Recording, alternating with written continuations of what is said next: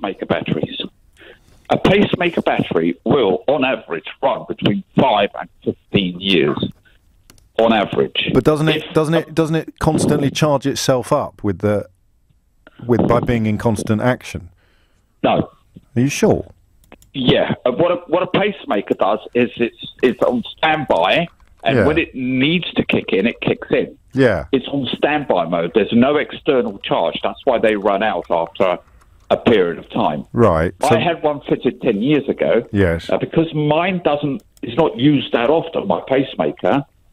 Every time I go for a pacemaker check, they say, you've got about another 10 years left. So you've got a lot of stored energy in your pacemaker. And can I activate your pacemaker remotely? Yes. Well, that's a bit scary. You can do. You can activate my pacemaker. In fact, when I go and have it checked, it's done with an induction coil which is placed upon it. But however, the amount of electricity involved, the discharge of electricity is far greater to run a paper shredder than it is to... Agreed. Yeah. So what you have in there is you have a bank of batteries. A bank of batteries? A bank of pacemaker, lithium-ion batteries, whatever they are. Bank, exactly, which are dormant and not in use until your pacemaker battery clicks in, because you've sent a signal to it. Yeah, you could be onto something. Have you been thinking about this? Have you been thinking about this since Friday? I have. Yeah, I thought so. Sounds like you put some work in. It's been doing my head in, and I think I've worked it out. And, and I've got a funny feeling that the power cells he used may have run out halfway through the shred. No, he needed to have it dangling down. That would be deliberate, because if it all fell onto the floor, it would be rubbish. And also, the fellow who bought it for 1.2 million has still got something he can hang on his wall. If it was all a pile of rubbish on the floor... no, it was not. All right, I should have done this earlier, because now I'd forgotten. Hang on, James. No, hang on, yourself. I've got other people waiting with other theories. It didn't go completely. It may have run out, which has now rendered that painting or one piece of art 10 times the value at least. 2 million quid, they reckon. Not 10 times, but double, roughly. I hear you. The reason why this would work as an hour-long topic is because, of course, now you can ring in and pick holes in what Juan has said.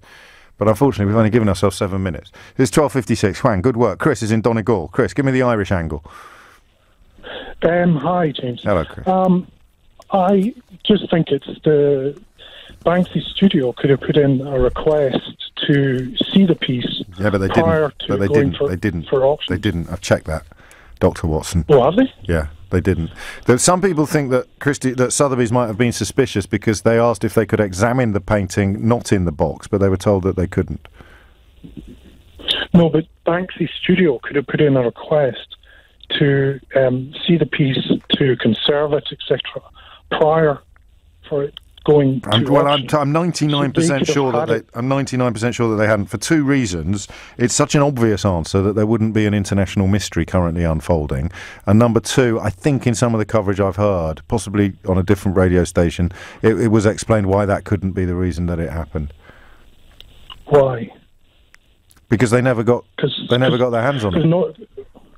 Why? It's just that some artists will request their pieces back to conserve them, to make to look at them, to make sure that. But I mean, you could be right if they've lied, because I'm pretty sure they've said that is not what happened. But I mean, I can't prove that they were telling the truth. Jeff's in Red Hill. Jeff, what have you got?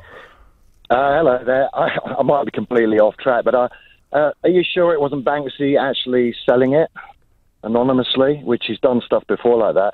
I mean, he makes so little money out of everything that's out there. Every art gallery has got, every owner's got photographs of Banksy work that's, and he doesn't have any copyright or any money coming from that. He's pretty well off. Yeah, yes, he is, but not as well off as you think he is. Well, he's not as well off as Damien Hirst, but I don't sense that he wants to be. And again, the auction house would have to be in on it for that to have happened, and they're insistent that they're not. Bradley's in Leicester. Bradley, you've got 1 minute left. You can solve this mystery. No, you can't. Mary's in Woking. Mary, you've got 1 minute left. You can solve this mystery.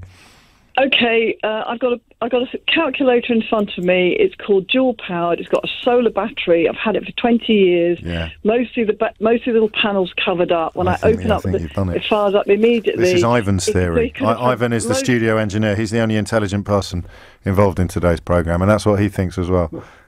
Yeah, we must be right. A solar panel somewhere, which has kept the battery. Or several all around this very clunky It doesn't. I frame. can't see. I mean, I've had a look at the frame. It doesn't seem to have anything that looks like a solar panel. The mystery goes on. But, well, that is the best available answer to the question. Discreetly camouflaged solar cells. Yes.